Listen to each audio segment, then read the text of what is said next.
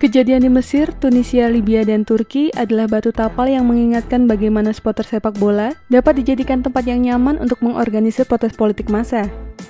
Di era modern, supporter sepak bola atau kelompok ultras jamak melibatkan diri dalam hal-hal berbau pergerakan politik massa. Keberadaan mereka layaknya sebuah front gerakan politik. Keterorganisiran diri di antara mereka membuat hal itu menjadi mudah. Para ultras keluar dari cangkang identitas mereka sebagai supporter dan sejenak melupakan kisah-kisah perseteruan di dalam stadion. Banyak fans yang bermusuhan dari banyak kubu kemudian bersatu dengan dasar kesamaan keinginan untuk melakukan perubahan politik, turun ke jalan dan kompak meneriakan yel-yel rezim turun bersama para demonstran lainnya. Jangan lupa tekan tombol subscribe dan lonceng untuk mendapatkan notifikasi dari Epic Football.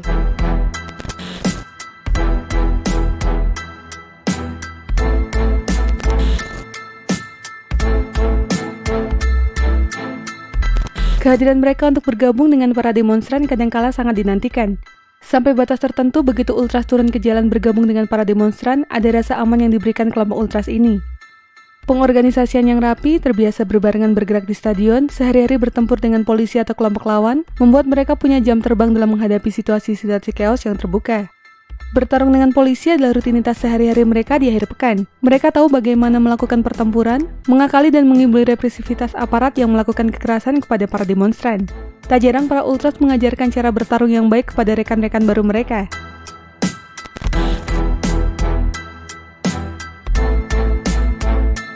Dan di tanah Eropa sana, Ukraina pun ikut mewarnai cerita yang sama.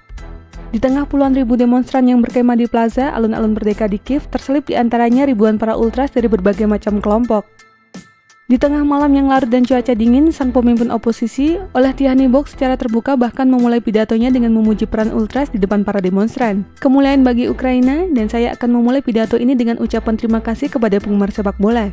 Mari kita memuji para heroik Dnipro-Cherkasy, Karpaty Lviv, dan Force Club Poltava. Dari sinilah solidaritas dimulai. Dari sinilah patriotisme dimulai. Apa yang diucapkan Kepala Partai Nasionalis Svoboda itu tentu sebuah paradoks. Tahun 2012, saat Ukraina menjadi tuan rumah Piala Eropa, keberadaan ultras pernah dibenci dan ditakuti. Rasisme dan kekerasan yang jadi trademark ultras jadi ancaman seluruh bangsa yang cemas mereka akan melakukan tindakan-tindakan pada para supporter negara lain. Namun siapa sangka waktu mengubah segalanya. Kini ultras begitu diulu-ulukan, dipuji sebagai dewa pelindung bagi Euromaidan.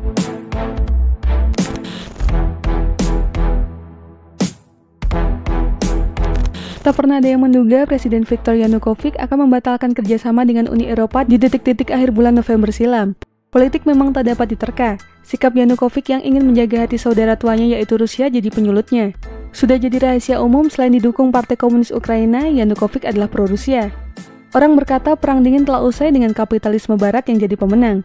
Di Ukraina hal itu tentu jadi sebuah retorika, karena di sanalah garda terdepan peperangan dua ideologi itu tetap terjadi.